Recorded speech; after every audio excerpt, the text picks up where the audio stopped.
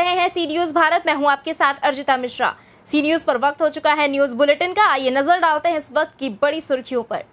अलीगढ़ जनपद के रसगुल्लाबाद bus stand पर अलीगढ़ से नोएडा जा रही बस में बस स्टैंड पर ही सीट को लेकर दो महिला यात्रियों में गाली गलौज के बाद हुई मारपीट में महिला के साथ एक युवक ने महिला पर छोड़ा हाथ। बढ़ते बढ़ते दोनों में काफी हंगामा होने लगा और गाली गलौज होने लगी। चंद दूरी पर पुलिस के होने के बावजूद भी बस स्टैंड में रोडवेज अधिकारियों के रहने के बावजूद भी पास में हंगामा और मारपीट होती रही। किसी ने भी इसका कोई संज्ञान नहीं लिया। अलीगढ़ से सीनू संवाददाता संजीव शर्मा की रिपोर्ट। प्रदेश की योगी सरकार किसानों के हित की सोचते हुए क्रय केंद्र बनाकर प्रदेश के हर जिले में मंडी स्तर पर धान खरीदने के लिए सरकारी रेट तय किए हुए हैं, जिससे किसानों को भी फायदा होना है। लेकिन अलीगढ़ में किसान इस बात से परेशान है कि उसे रजिस्ट्रेशन और सैंपल के नाम पर दौड़ाया जाता है, जिसके चलते किसान आड़तियों पर धान बेचने को मजबूर है, जहां से भाव के नाम पर 1200 से 1600 रुपये प्रति क्विंटल धान खरीदा जाता है। किसानों का ये भी कहना है कि जनपद अलीगढ़ में बासमती चावल की अधिक पैदावार है, जबकि सरकारी क्रय केंद्र पर सिर्फ मोटा धान ही सरकारी मापदंड के अनुसार खरीदा जाता है। किस तरह परेशानी आ रही है धान को बेचने में? धान तो ले वाली व्यापारी ना लग रहा जी। क्या परेशानी क्या आ रही है भाव को लेके? कुछ नहीं है, यूँ करके देगी बट्टो लगा दो बाद में और बस यूँ कहते हैं उठा ले जाओ धान, उठा ले जाओ बना ले रहे कहीं बेच दे। अब क्या मतलब किस भाव होना चाहिए और किस भाव लिया जा रहा है यहाँ पे? 1600 में दे के आया हूँ मैं फल, 1350 में दे के आया हूँ, 1450 में दे के आया हूँ। सरकारी भाव आपको पता है कि नहीं? हमें नहीं पता जी। आपको पता है सरकारी भाव? ना मैं ना पता था। कैसे किस भाव दिया जा रहा है? वहाँ 1350 रुपये को था, क्या को 1350 को है, इनका कितना दिया? जिन्हें 1450 रुपये को है। अलग अलग दाम से लिया जा रहा है? हाँ, वही सरबती एक ही धान है, एक ही खेतम बे को और एक ही बार पकवा है, एक संग संग। आपको कहाँ से आए हैं? मक्खन सिंह गाँव बिचौला। मनोज कुमार। मनोज जी, आप कहाँ पर ड्यूटी कर रहे हैं? धनीपुर मंडी। क्या है, कौन सा काउंटर है ये आरक्षी साहब का काउंटर है। क्या धान क्रय केंद्र? हाँ, धान सरकारी धान क्रय केंद्र। भाव क्या है यहाँ का? यहाँ का 1868 रुपये रेट है। अच्छा, एक रेट नहीं, ये रेट तो 1868 ही है इसका। अच्छा, 1888 का क्या है?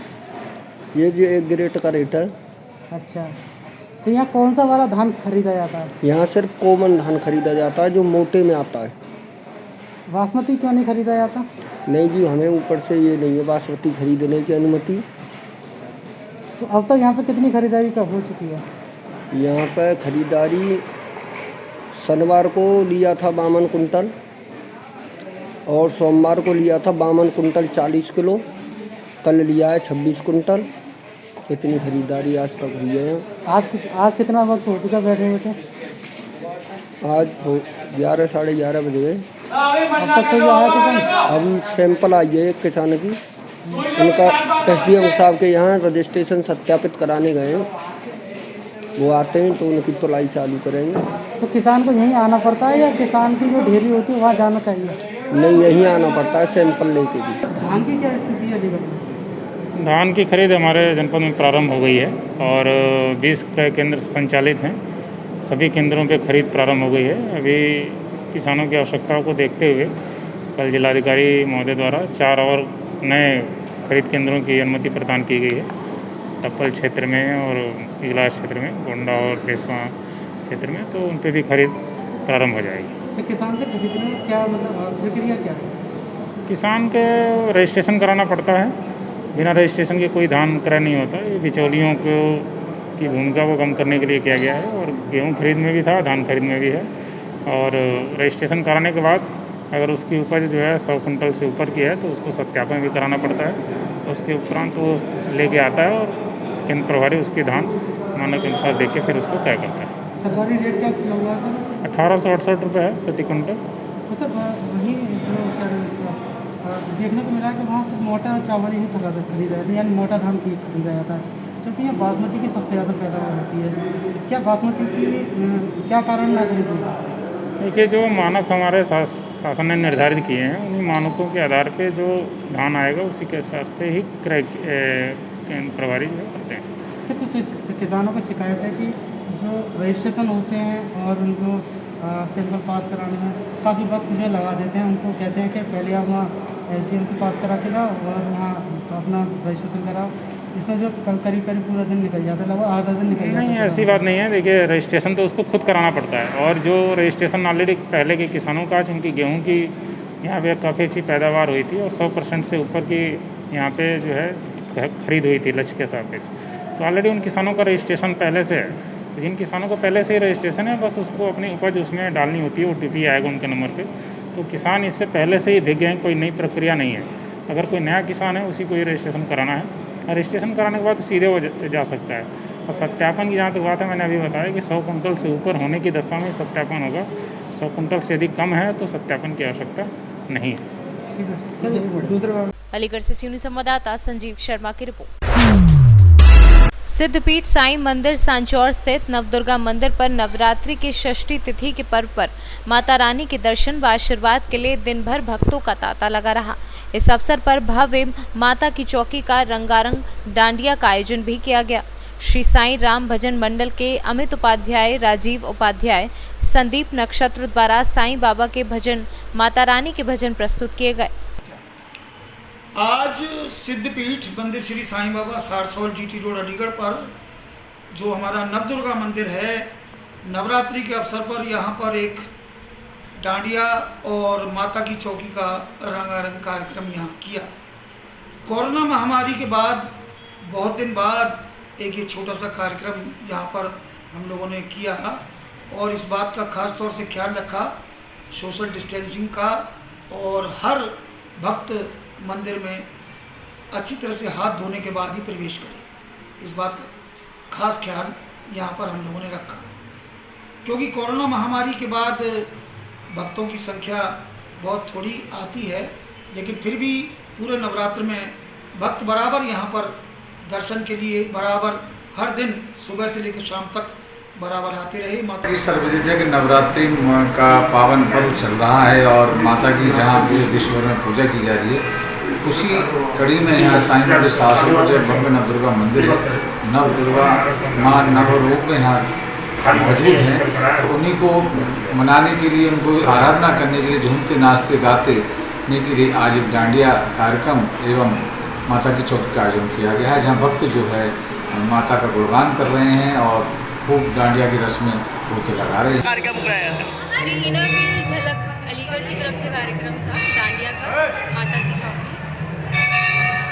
कैसा लगा आपको? बहुत अच्छा लगा, बहुत ज़्यादा।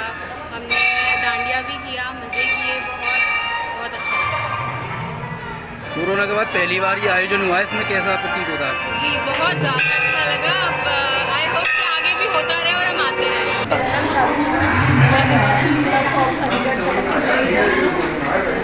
तो किस तरह कार्यक्रम का है ये? जैसे कि आप जानते हैं कि नवरात्र चल रहे हैं, और नवरात्रों में डांडिया ना हो ऐसा तो हो ही नहीं सकता, लेकिन कुछ जो कोरोना काल चल रहा है इस वजह से लेडीज़ें घर से नहीं निकल पा रही हैं। हमारे क्लब की मेंबर्स तो काफ़ी टाइम से तैयार नहीं हुई, सजी नहीं सब लोग, तो हमने एक डांडिया का प्रोग्राम रखा है छोटा सा साईं मंदिर में, जिसकी वजह से सारे मेंबर्स आज आपने देखे ही हैं कितने अच्छे से सत्संग कर रहे हैं और एंजॉय कर रहे हैं। अलीगढ़ से सीनियर संवाददाता संजीव शर्मा की रिपोर्ट। अलीगढ़ में लगातार पिछले 6 वर्षों से नए राज्य विश्वविद्यालय की मांग कर सरकार से यूनिवर्सिटी हासिल करने वाले छात्र नेताओं ने अब दलित छात्र छात्राओं की आवाज दमदारी से उठाने का गुरुवार को पत्रकार वार्ता आयोजन कर ऐलान कर दिया है, जिसके तहत अलीगढ़ मुस्लिम यूनिवर्सिटी में सरकारी आरक्षण नीति के तहत दलित छात्रों को संवैधानिक आरक्षण दिलाने हेतु AMU बचाओ मोर्चा का गठन किया गया।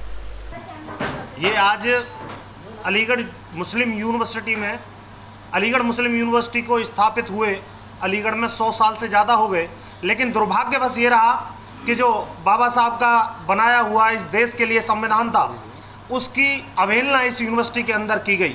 क्योंकि हमारे संविधान में स्पष्ट रूप से है कि जितनी भी आरक्षण है, गवर्नमेंट रिजर्वेशन पॉलिसी है, वो हर एक संस्थान में, हर एक नौकरी में दिए जाने की बात कही गई है। किंतु इस अलीगढ़ मुस्लिम यूनिवर्सिटी को छोड़कर जितनी भी यूनिवर्सिटी हैं, सेंट्रल यूनिवर्सिटीज़ हैं, चाहे वो स्टेट यूनिवर्सिटीज़ हैं, सभी में गवर्नमेंट रिजर्वेशन पॉलिसी है। लेकिन यहाँ नहीं है। यहाँ पर दलित छात्रों को उनके अधिकारों से वंचित किया गया है। यहाँ पर केवल एक विशेष समुदाय का वर्चस्व कायम करने के लिए यहाँ पर गवर्नमेंट रिजर्वेशन पॉलिसी लागू नहीं की गई। यहाँ पर संविधान की अवहेलना की गई।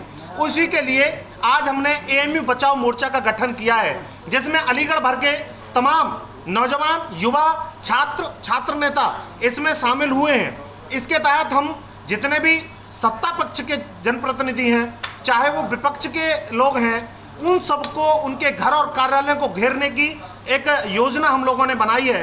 आज अलीगढ़ मुस्लिम विश्वविद्यालय में SC/ST के छात्रों को उनके अधिकारों को दिलाने के संबंध में अलीगढ़ मुस्लिम विश्वविद्यालय बनाओ मोर्चा का गठन हम लोगों ने किया है।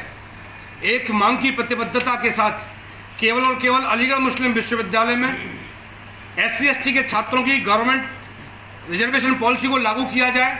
अलीगढ़ मुस्लिम विश्वविद्यालय के वाइस चांसलर की हिटलरशाही और तानाशाही नीति के चलते आज तक SC/ST के छात्रों को उनके अधिकार को नहीं दिया गया। आज हमने पत्रकार वार्ता के माध्यम से तमाम सारे एएमयू के प्रशासन के उन आला अधिकारियों को जगाने का प्रयास किया है, चेताने का प्रयास किया है कि आप लोग संभल जाइए, SC/ST के दलित छात्रों को उनके अधिकारों को दे दीजिए, अन्यथा SC/ST के दलित छात्रों के साथ तमाम सारे राष्ट्रवादी हिंदू छात्राएं उनके अधिकारों को दिलाने हेतु प्रतिबद्ध होने की मांग को लेकर के आंदोलन का आगाज आज हम लोग कर चुके। अलीगढ़ से सीनियर संवाददाता संजीव शर्मा की रिपोर्ट। अलीगढ़ महर्षि वाल्मीकि महोत्सव मेला समिति के तत्वाधान में महर्षि वाल्मीकि प्रकट उत्सव के उपलक्ष्य में कोरोना काल में नर सेवा नारायण सेवा के अंतर्गत 5 दिवसीय कार्यक्रम आयोजित किए जा रहे हैं, जिसमें प्रथम कार्यक्रम मोहनलाल गौतम महिला चिकित्सालय में मरीजों को फल वितरित कर आयोजित किए गए, जिसमें मुख्य रूप से भाजपा वरिष्ठ नेता मानव महाजन व संजय गोयल समिति के प्रदेश अध्यक्ष स्नेहा शर्मा, आजाद समिति के जिला अध्यक्ष अजय सिंह उपस्थित रहे। सेवा समिति द्वारा आज मोहनलाल गौतम महिला चिकित्सालय में फल वितरण का कार्यक्रम किया गया है।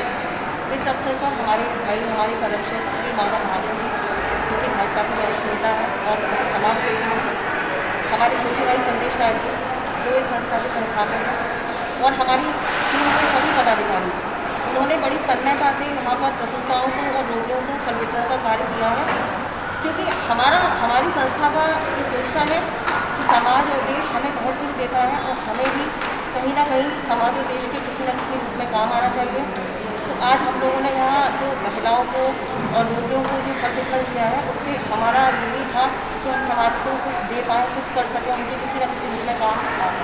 तो फल वितरण के द्वारा हम लोगों ने अपने लाभ प्राप्त किया है। हमारा 5 दिवसीय कार्यक्रम का पहला कार्यक्रम आज सफलतापूर्वक संपन्न हुआ है। इसके लिए मैं अपनी टीम की सभी पदाधिकारियों की हृदय से आभारी हूँ, और हमारे लिए जो यहाँ संरक्षक मंडल से भाई मानव महाजन हैं, उनका मैं हृदय से आभार व्यक्त करती हूँ, और समाज से आपके चैनल के माध्यम से अपील करती हूँ कि आगामी हमारे जो कार्यक्रम है उनको बढ़ चढ़ कर हिस्सा लें और हमें शुभकामनाएं दें, और हमारा साथ जिससे हमारे आगामी कार्यक्रम सफलतापूर्वक संपन्न।